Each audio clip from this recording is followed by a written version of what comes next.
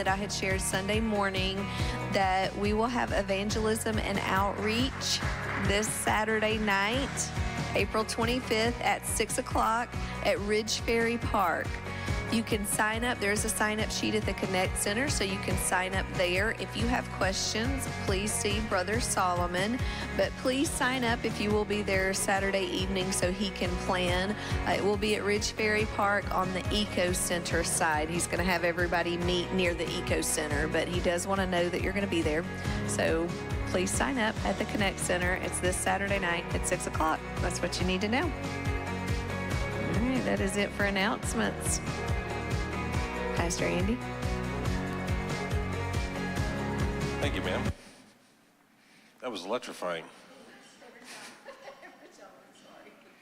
We're going to be in James chapter 1. So if everyone will stand for the reading, we're going to start in verse 2. My brethren. So James, right off the bat, in verse 1, which we're not reading, he's claiming that he's a bondservant of God. And he says, my brethren. So you too are a servant along James. There's not a greater than. We're all on the same trail. Count it all joy when you fall into various trials. Various trials, not just a trial, but various trials. When you fall into various trials, count it all joy. Knowing that the testing of your faith produces patience. The trials are there to test your faith, because we can verbally say yes to the Lord, but when the pressure comes, what are you gonna produce?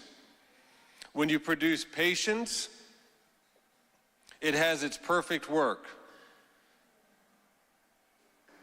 You may be perfect and complete, lacking nothing. If any of you lacks wisdom, let him ask of God, who gives to all liberally and without reproach, and it will be given to him.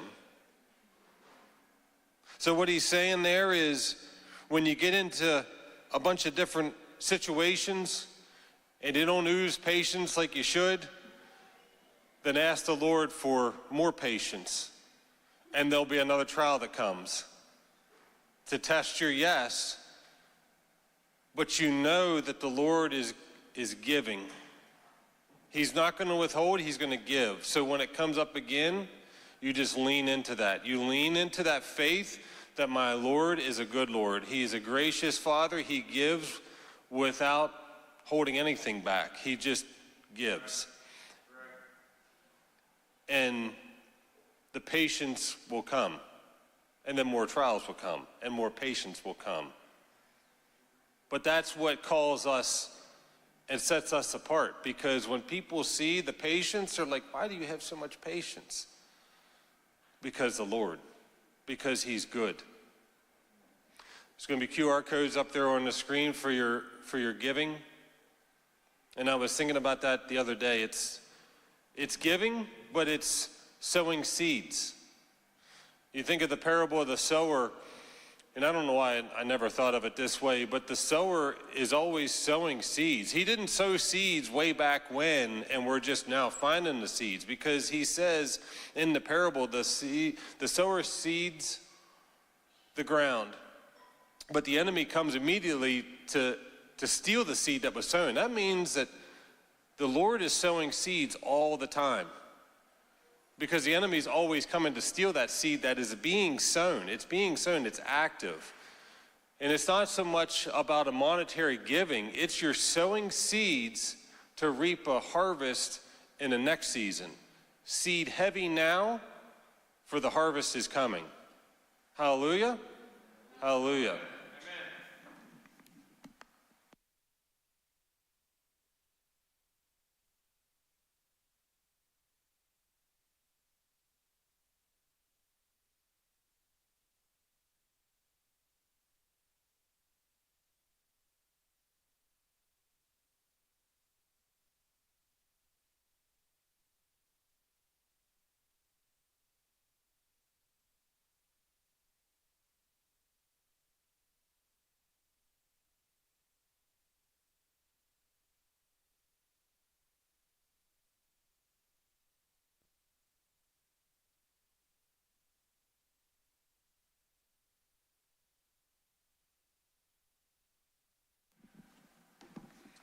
All right. Back for another week. I'm excited because the Lord uses this stuff to teach me. And I get to be open and honest in front of everybody. And if it's for you, you can pick it up, but I just enjoy basically just teaching to myself and hearing how the Lord is working and speaking in my life. So we're going to continue in Romans chapter 8, but we're going to pick up, I think I finished verse 4 the last time. So we're going to pick up in verse 5.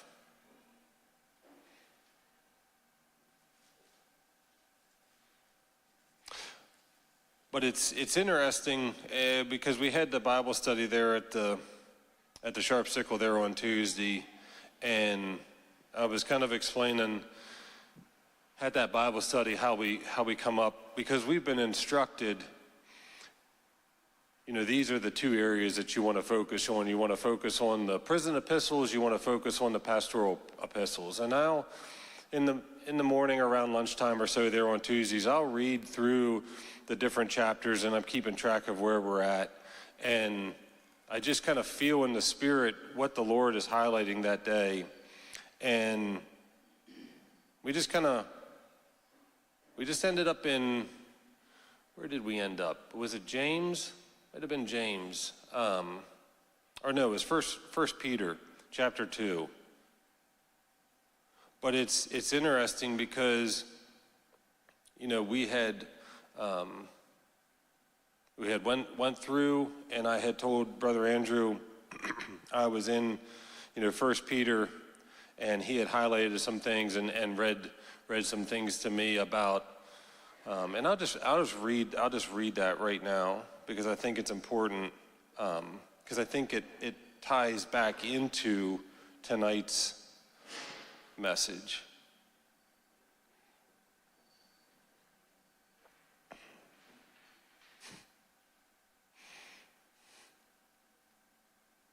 I can already feel the Lord on what he wrote. But we were in 1 Peter chapter 2, and it says, what he had wrote was, you are not striving to belong. You are already chosen, a royal and set apart. You carry both authority and intimacy, not begging God, but walking with him. Your life now reveals his light, meaning every lie about your identity must bow to the truth that you are his, fully accepted and divinely positioned.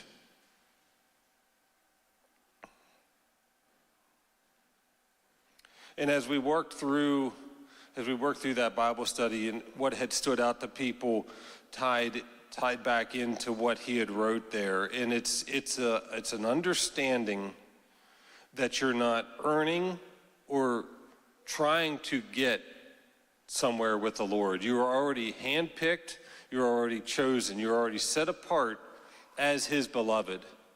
And just like we read there in James, you read a lot of the Bible and you look at the great men of the Bible and you look up to them.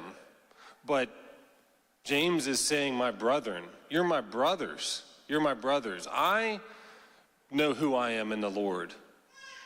And because you're my brother, you need to recognize who you are in the Lord as well.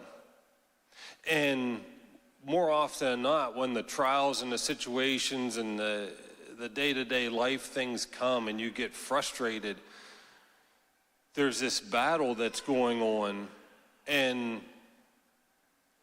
we try to overcome those battles because we try to, I just got to think differently. I got to do something to be different. And that's not what James is saying at all. He's just saying what the Lord is trying to highlight there is your ability to have patience, because he says there in James, when the trials come, the patience, let let patience do its work. The patience is already there. You have to let it do its work. It's speaking. The Lord is always speaking. And it goes back to what I was saying about the sowing of the seeds. The seed is always being sown, and the enemy's always trying to steal that seed. So you just partner with the seed. And when you partner with the seed, you partner with truth. And when truth is birthed and becomes your reality, you don't see it as a trial or a situation. You just see it as another opportunity to love on people, or to show Jesus in a pressure situation, because you may not be having a bad day, but the person you're with may be having a bad day. And being able to stay calm and rooted in who you are in those situations gives them peace and gives them reassurance. And I think that same message is carried through here in Romans 8. And I'll just go back. We don't have to turn there, but I'm just going to go back and read verse 4 just to kind of get us back up to speed. So verse 4 says, that the righteous requirement of the law might be fulfilled in us who do not walk according to the flesh, but according to the Spirit. And then in verse 5, for those who live according to the flesh set their minds on the things of the flesh, but those who live according to the Spirit, the things of the Spirit. And this is probably one of the biggest things that I've always struggled with, is the flesh. And it's a wrong mindset. I've always viewed the flesh as me and the things that I like to do. And if you don't live according to the things that you like to do, you're in the good graces of the Lord. But that's not what Paul is getting at there. The flesh isn't who you are. It's what is on you. It's the world system and the mindset, the sinful nature mindset that has taught you how and taught me how to be. And what the Lord is highlighting there is there's a wrong way of thinking and there's a right way of thinking.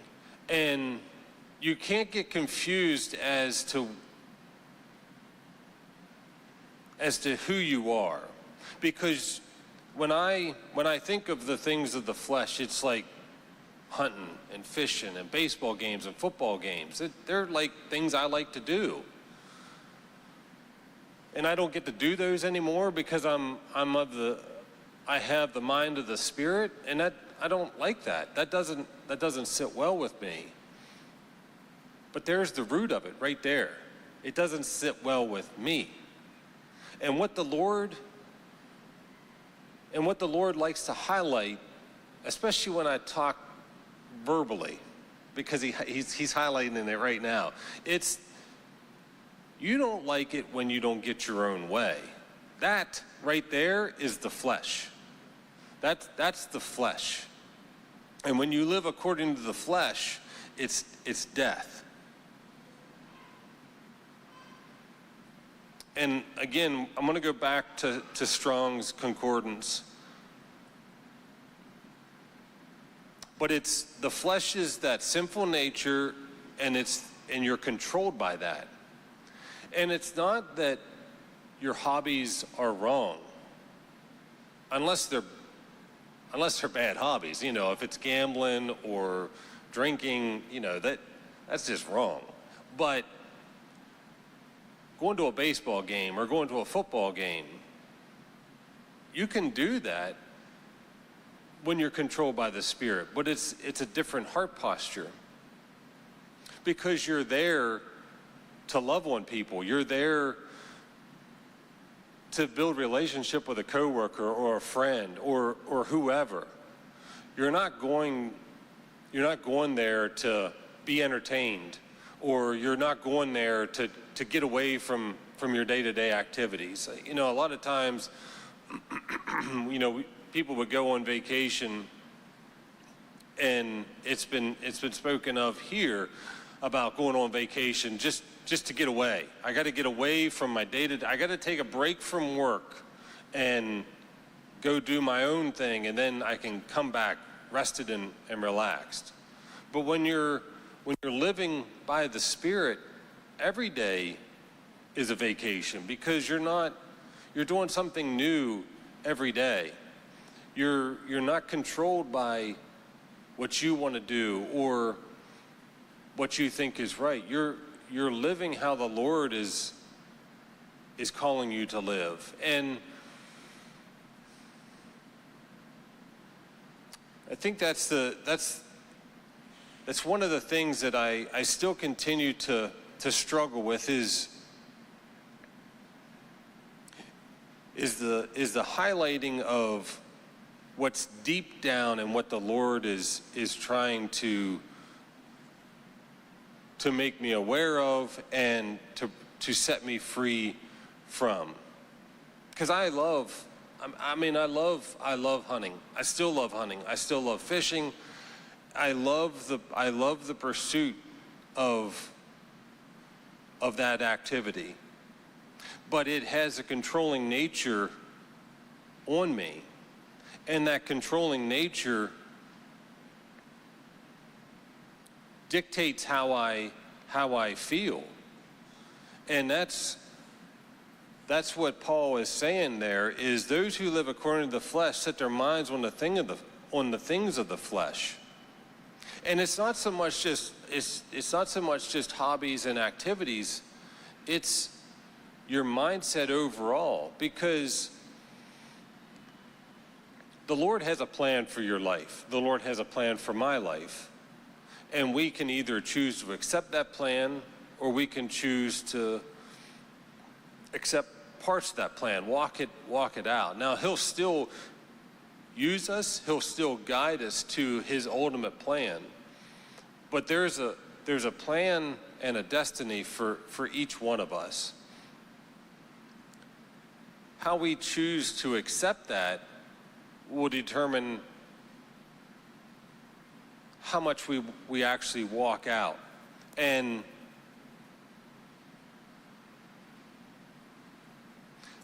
probably one of the biggest things that I've learned when I started following the ministry was spiritual authority, and how important that actually is.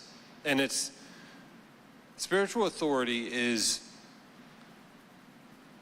the principle that all authority is ordained by God. Whether it's the president, your boss, your spiritual father, a mentor, everything is ordained by God. Either to use to highlight the evil doing of a person, or to highlight the kingdom of the Lord in another person.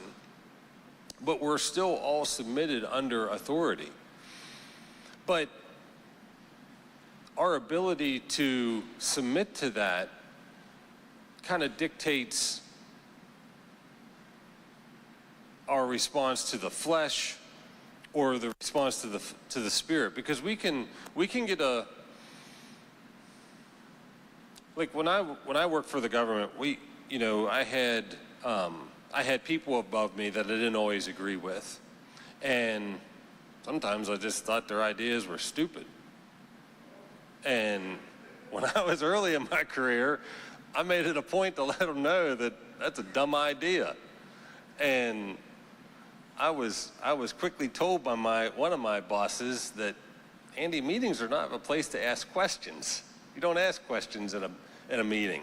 Because the point of my question was to make the guy up front look like a fool. And that's not good for anybody. But I was trying to prove a point because I thought I knew better. And that's the flesh coming out. I thought I knew better instead of just, yes, sir. If I don't understand or agree with what someone is saying, I can certainly question. Help me better understand. Teach me why you're telling me to do it this way. I'm not arguing with you. I'm just trying to understand why it's done this way. I remember when we first moved into this building, I was painting the bathrooms, and Brother Andrew said, paint with an 18-inch roller. I painted with a 9-inch roller. I painted with a 9-inch roller because I knew how to paint with a 9-inch roller. He said, you didn't paint with an 18-inch roller. Nope. I would have went with the 9 one. But I told you to use the 18. But I didn't want to use the 18. I wanted to use the 9 because that was comfortable to me. But I didn't tell you to do it that way. And what he was doing, he didn't yell at me. He was only highlighting, you have to think differently. You have to do things differently. There's a reason and a purpose behind why I'm telling you to use an 18-inch roller. And he can go through the whole thing because he's a painter. He can, you get better coverage. It doesn't look, and which you could see. You can see all the streaks whenever you use a 9-inch roller. But what he was highlighting was, you're still thinking you can go your own way when you're following the Lord. And that's what Paul was highlighting is, you think you can go your own way. You think you can kind of pick and choose the way you want to go and still follow the Lord. And what the Lord is highlighting is, there is one way. The way. I am the way. There's not a way. It's the way. And it's not that we're mindless robots, but it's that submissive heart to be able to hear the Lord. And when you're able to submit and yield, then you can hear the Lord speak.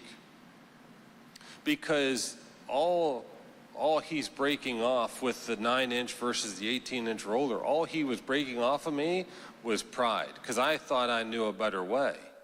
The guy had a painting business. It was a very successful painting business. Who am I to question, because I watched a guy on YouTube paint a certain way, who am I to question the guy that had that successful business? But that's what I was doing. And I do it subconsciously. And that's what Paul is saying there is, for those who live according to the flesh, set their minds on the things of the flesh.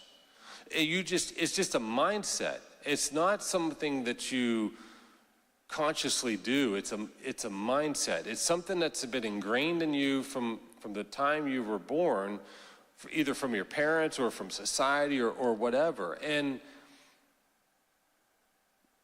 it kind of goes into, and we see it more in the areas here too, that there are worldly systems that are set up and in place. There are kingdom systems that are set up in place. So everything that the kingdom has set up, hell has a replication of, a version of. It's just the opposite of it. So if there's humility and peace, the world system is chaos and pride and divisiveness. And that's the thing.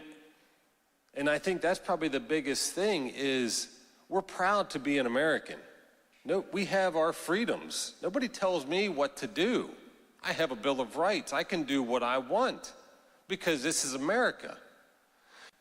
That system, inherently good, produces pride. Because when Americans go to other countries, we're the prideful, arrogant people because it's just who we are. And that's the thing is there's these systems in place that we just pick up and we learn subconsciously that just imprint how we are in life. And that's what the Lord is trying to free us from and highlight. Because those that live according to the Spirit, but those who live according to the Spirit, the things of the Spirit, because that's what you're setting your mind on.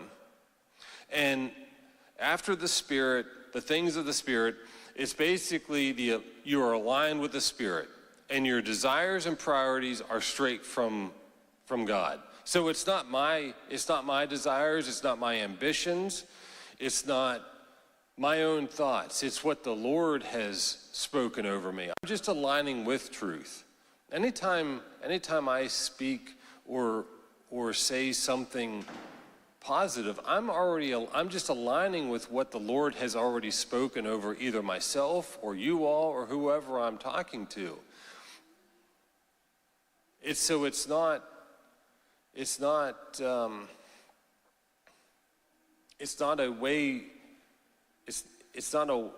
a change, but just a realignment with our thought patterns. We're agreeing with truth, and when we agree with truth, that produces the freedom. Because it says then in verse 6, for to be carnally minded is death.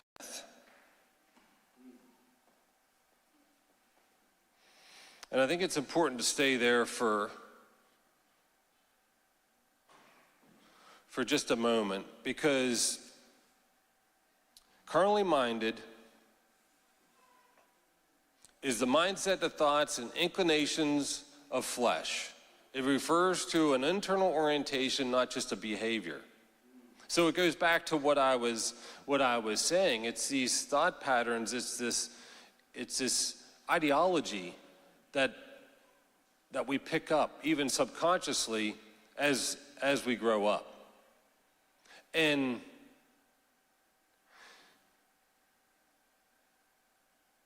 to kind of give you an example, and I think I may have talked about it there last week, but we had some lambs born there on the farm last week, and we had some more here today. And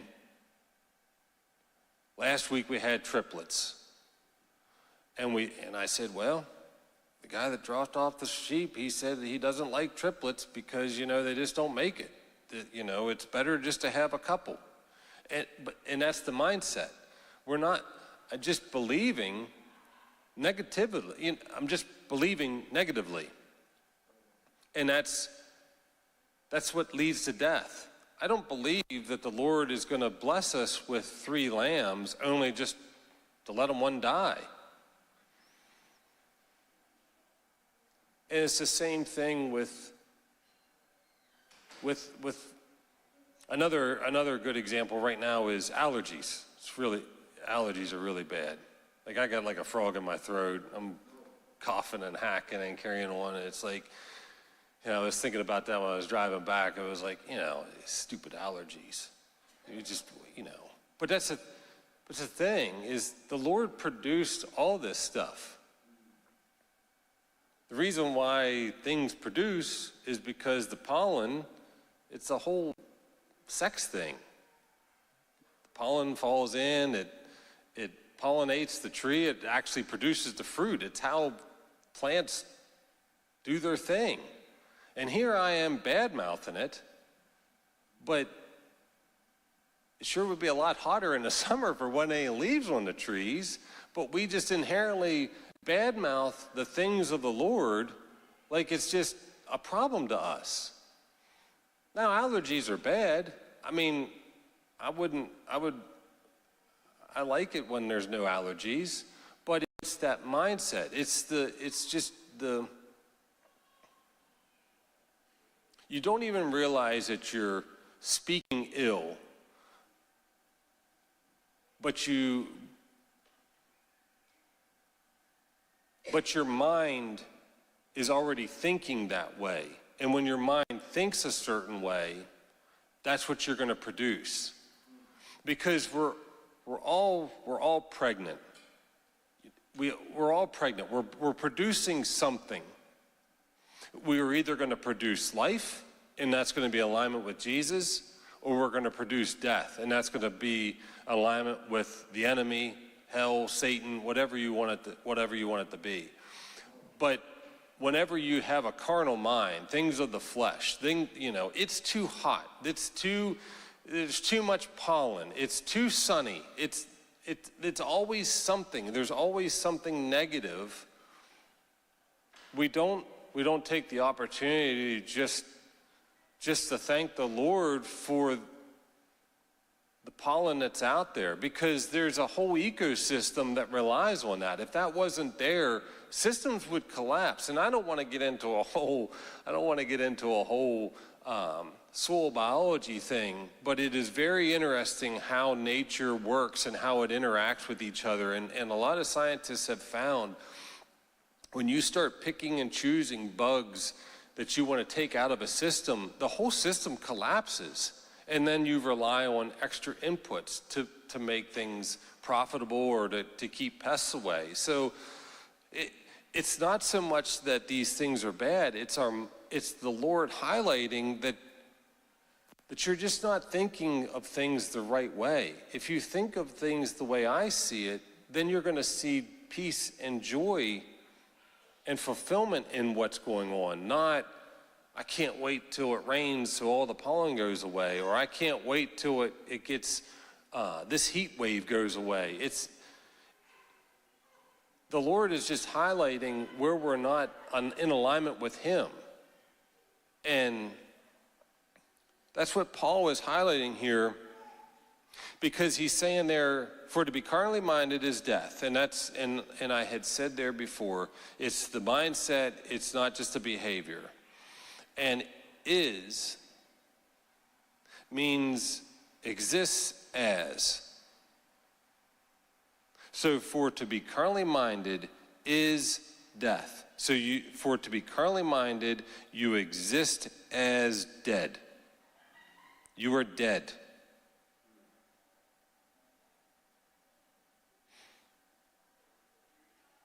But that's what we do. We don't think of it that way, but whenever we have those, whenever we speak like that, all we're doing is speaking death. We're not speaking life. And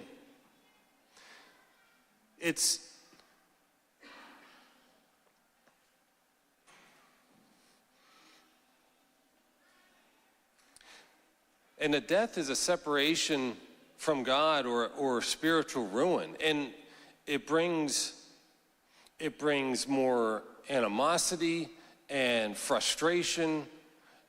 And all we're really doing whenever we speak those things is we're just looking for someone to partner with us.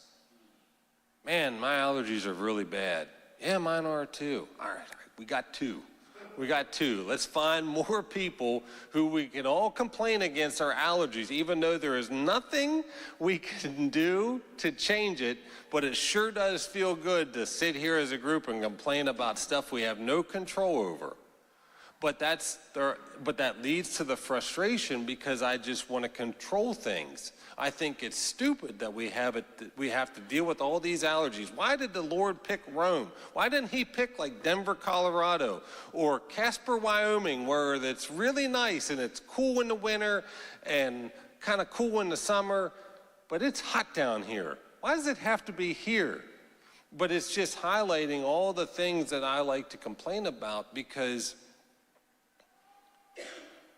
it's the root of you're trying to do things your own way. And when you try to do things your own way, you have an inability to hear the Lord and do things His way.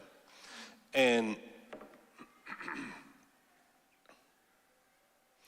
in the second part of verse 6, but to be spiritually minded is life and peace. Mindset directed by the Spirit. So it's not my mindset. My mind is being directed by the Spirit. Put on the mind of Christ. He was in complete alignment with the Father. He didn't have his own thoughts. He only said what he heard the Father say, and he did what he saw the Father do. He didn't have his own thoughts or an agenda. He just went wherever the Father called him or told him to be.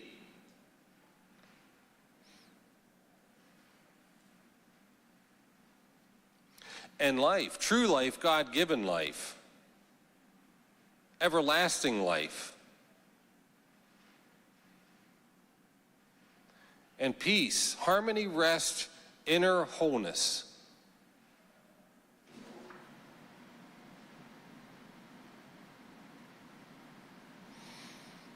Your mindset determines your spiritual condition.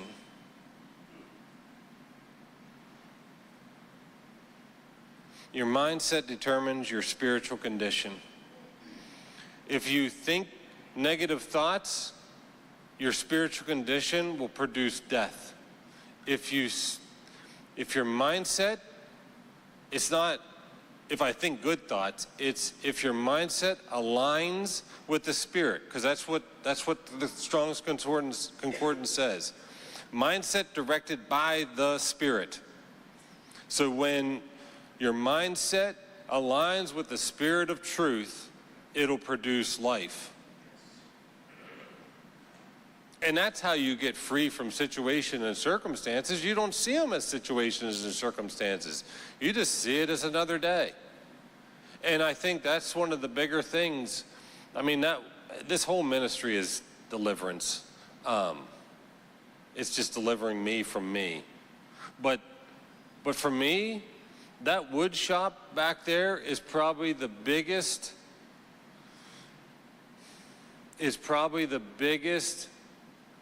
deliverance mechanism that I have, because there today, I get done with the kids' school there yesterday, so I have most of my days now freed up to work in the shop. But I didn't work in the shop most of the morning. Most of the morning I was taking care of other things. And then I spent way too much time trying to get a file to change over. I'm like, this is stupid. I could just pay somebody to do this. It'd be a lot easier. But I have peace in that now. What used to bring me frustration, because I used to get really mad. I don't get as mad as I used to, but I used to get pretty mad because I have to get this stuff done. I have to be in there working. And I don't understand why I can't get this stuff done. The Lord knew. The Lord knows. He knows what He wants you to work on. He knows the timing that it's supposed to be done. Now, we can't just sit back and just allow Him to do everything. We still have to be active participants. But it's not lost on Him where we're at. It's not lost on Him where you're at in your position or your job or your family situation, your monetary situation. It's not lost on Him. He's just using it to highlight where your heart is. That's all He's doing. He's just using it to highlight where your heart is, because it's real easy. Because trust me, I did it for what, 25 years? We did it our way. We had amassed an empire. He tore it all down. He tore it all down because I had based my freedom, I had based my happiness on the things that I can control. And He just continues to put things in front of you that you cannot control. I had all day to work in the wood shop. Nope.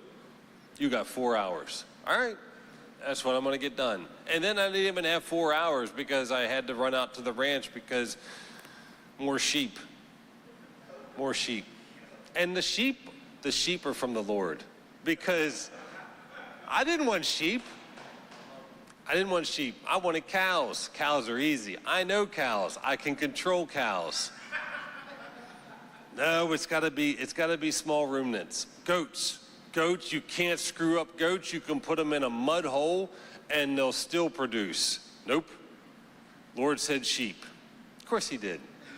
The foot rot, the parasites, they're sheep. They get eaten by stuff. Nothing wants to eat a goat. Nothing wants to eat a goat. Sheep, they get picked off by everything. Black vultures, coyotes, everything. But that's what the Lord is. I'm not in control. The Lord is in control. The Lord sees beyond what I can see. And there's freedom in that. And that's the thing is, you don't see it as situation and circumstance. You just see as, this is just what the Lord wanted me to get done today. Now you work hard. You still work hard in what you're doing. It's not a lazy attitude, but you find peace and solace in the fact that this is what the Lord wanted me to do today. And I will go where he wants me to go, and I will interact with who he wants me to interact, because there's purpose behind everything that he has me doing. I don't know how many different times I've been at that Bible study and there's just been an eavesdropper. I don't know. That one guy, the one couple that had come in, they were just walking the streets, and I don't even know if they remembered why they came in. But they came in, they sat down, they overheard our conversation, and they couldn't help but participate.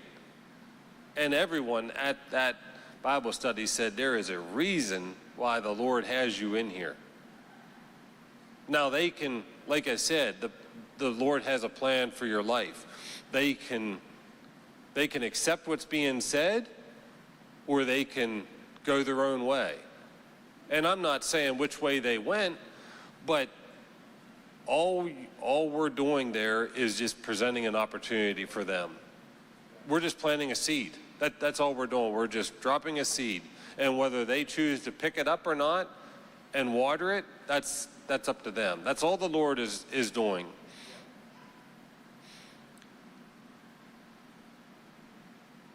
But to be spiritually minded is life and peace. Your mindset determines your spiritual condition. If you have the things of Christ, if you have the mind set focused on the Father, you will have life and peace. Because the carnal mind is enmity against God.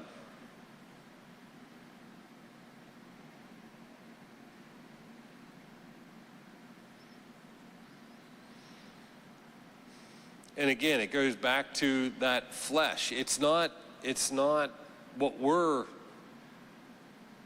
us that is in enmity of God. It's that mindset that has gotten on us.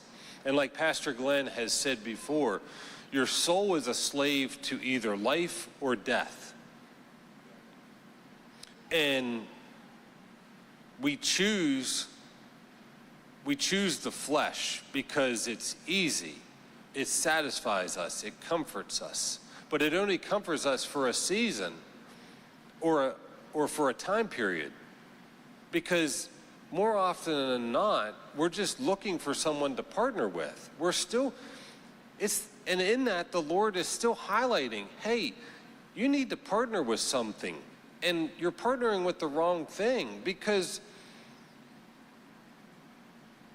I would watch football games. I would watch hockey games. And the Steelers and the Penguins, they were both really good teams. And they would blow it in the playoffs year after year. And I would get so mad because I spent all that time rooting for them. And then they just lost it. And then you have all the Monday morning quarterbacks. If they would have done this, if they would have done that. And we all the fan base, the entire fan base agrees. The head coach or whoever needs to go. This player needs to go. That's the problem. We all agree. And that's the thing is, whenever we have our things set on the mind of the flesh, we're just looking for people to partner with. People to agree with us that we're right. But that's leading to the wrong outcome. When you partner with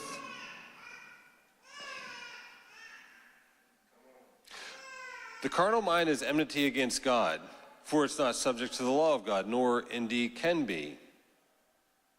But when you partner with the thoughts of the Lord, you partner with what's right, what's peace, and you don't need to find people that are in agreement with you.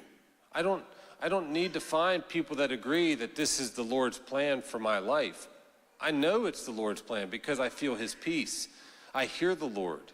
He's more real to me now than he's ever been. He speaks more to me now than he ever has spoken to me. I hear him in everything.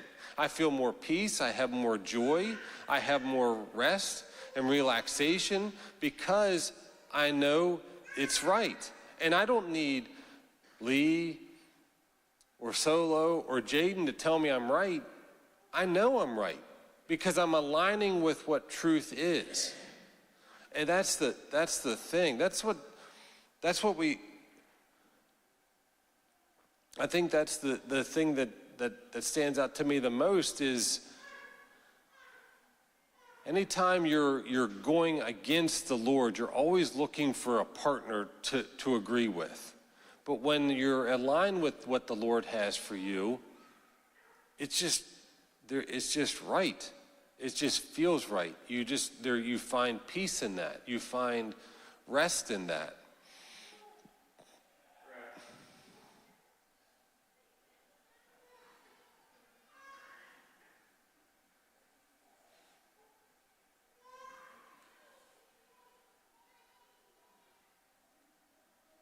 For it is not subject to the law of God. And not subject means does not submit, refuses alignment. And that goes back to the verses that we read in James, where it talks about when the various trials come, count it all joy. But a lot of the times we see those trials as frustrating.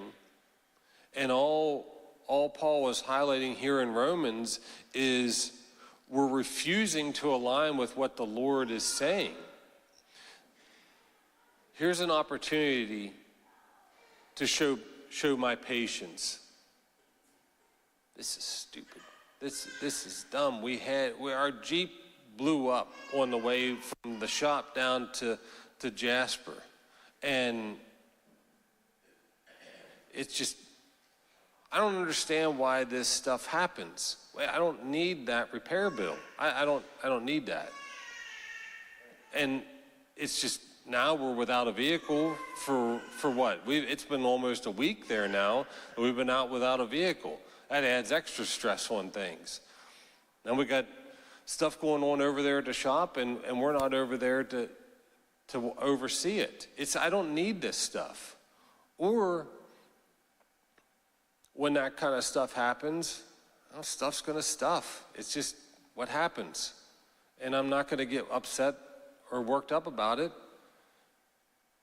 And you just find peace in that. And it'll work out. Give it a minute and it'll work out.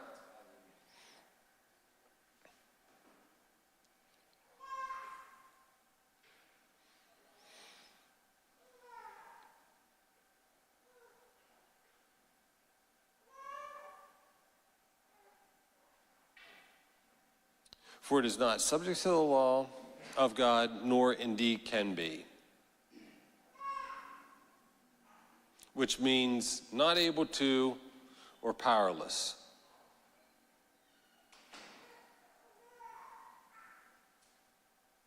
That means no matter how hard you fight, how hard you kick, you are powerless to come in alignment with the Lord if you live according to the flesh. So then, those who are in the flesh cannot please God.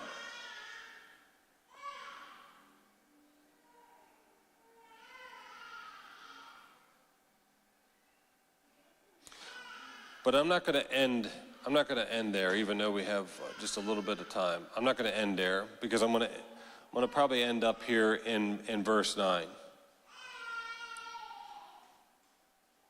Because Paul's outlining that all the things that people that are controlled by the flesh they're an enmity of God. They can't come in alignment with the Lord. There's no peace. But there in verse 9, he says, but you are not in the flesh, but in the Spirit. If indeed the Spirit of God dwells in you.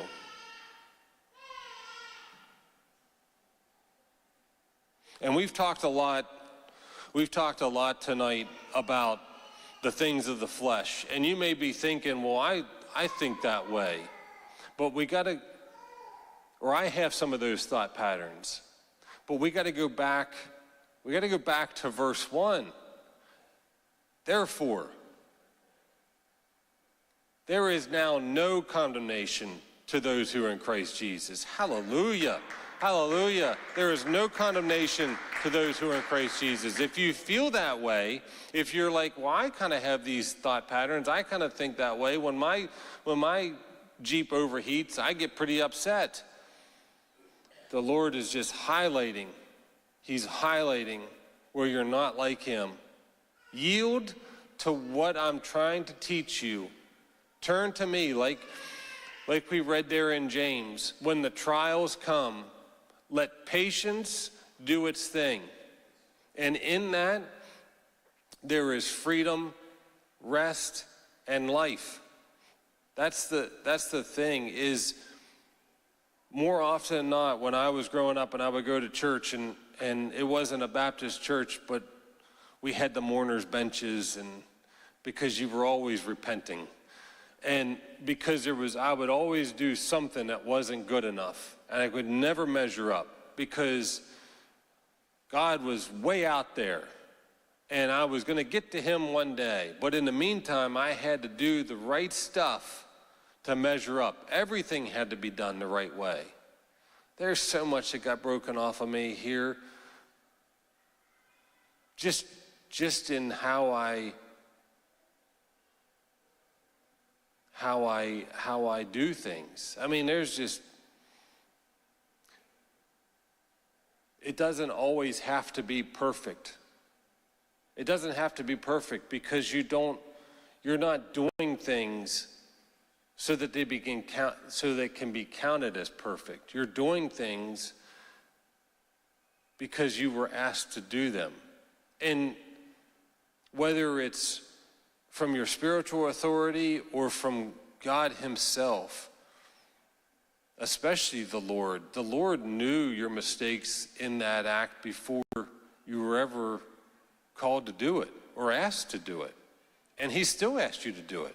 I'm telling you, I have no business experience. I have no idea how to run a coffee shop. But we're running a coffee shop because we're under people that do know. And I don't even know why. I don't even know why we're doing it. I mean, I know why we're doing it. I know why we're doing it, because the Lord said.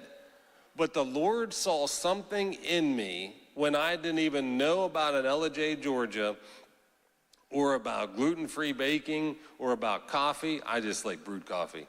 That's all I like, brewed coffee, all these different coffee drinks. But all I do is just say yes, and the Lord will use me. That's the thing, is he knew something about me that I didn't know about myself. And he said, that's what I want, and I want it here. And he has the same plan for each and every one of you all. There is something that I want you to do, and all I need you to do is simply yield to what the Spirit is saying. Stop doing it your own way. Yield to my way. Align your mindset. It comes into an alignment with his. And when it comes into his alignment, there's peace. And when there's peace, there's progress. And you just start moving forward. And you don't know what you're doing or how you're doing it. But things just happen. And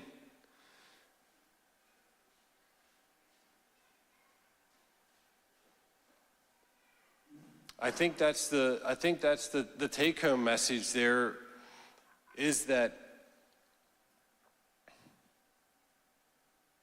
what he says there in verse 9. But you are not in the flesh, but in the Spirit, if indeed the Spirit of God dwells in you. Now, if anyone does not have the Spirit of God, he is not his.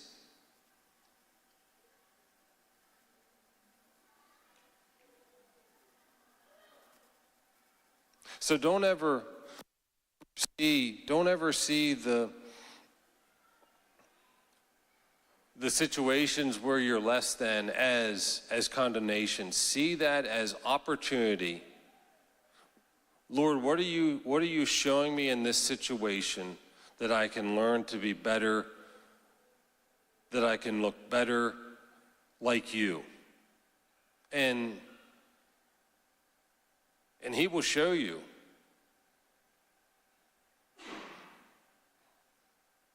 And sometimes we just have to get real. He desires the realness. I find more love from him when I'm just real with him.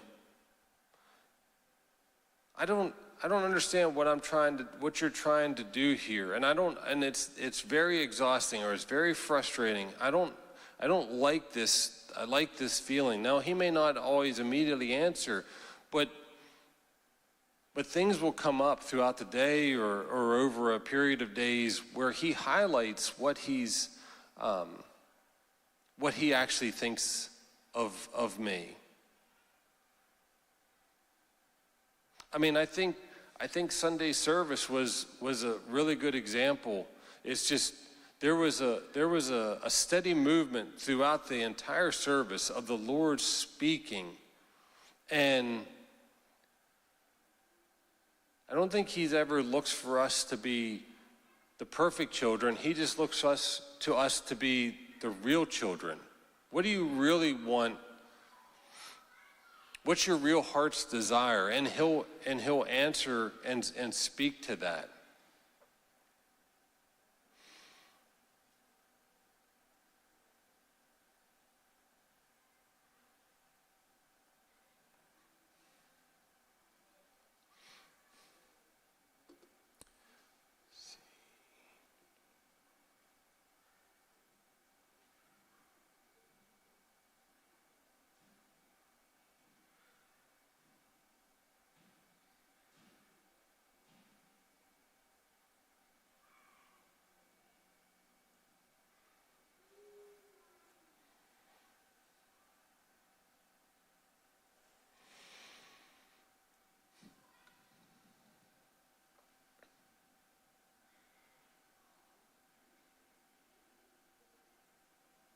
But you are not of the flesh, but in the Spirit, if indeed the Spirit of God dwells in you.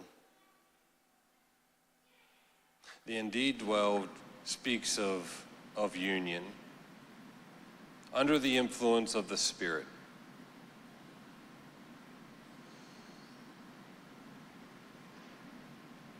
So I think that's where we'll end it, with just the union of the Spirit. It's that oneness. It's the alignment with what the Lord has over us. When we come in alignment, when we put on the mind of Christ, when we take off our thought patterns and put on the mind of Christ, we can't help but come into union with the Father and with the Holy Spirit. And when we yield to both, and we allow him to work through us and in us, we can't help but ooze Jesus. And when we ooze Jesus, we find perfect peace and rest. And when the trials and the situations come, we can count it all joy because we have patience. And that patience is reflected out, and people see that differently.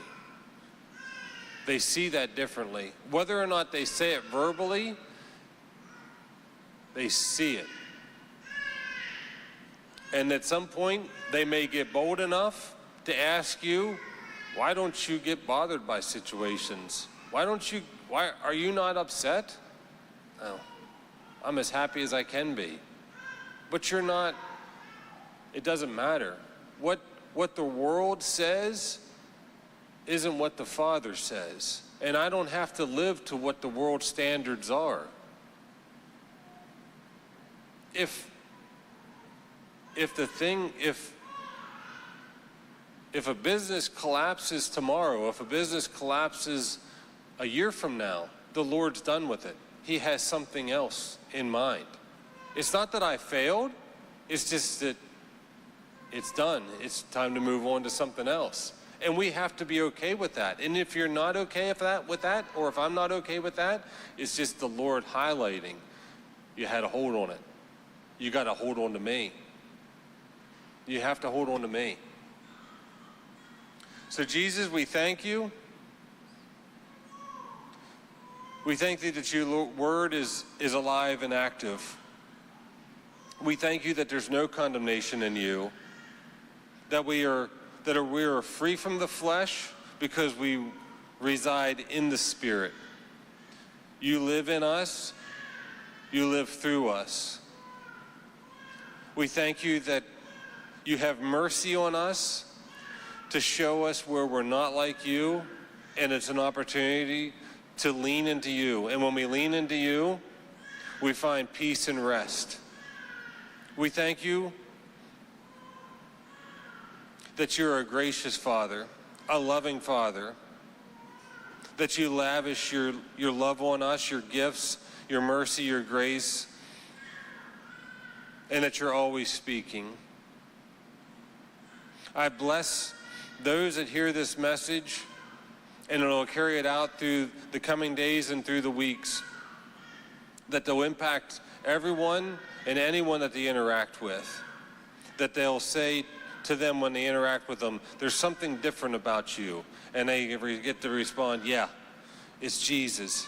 And he can be interactive, and he can be the same way to you. So I bless you all in Jesus' name.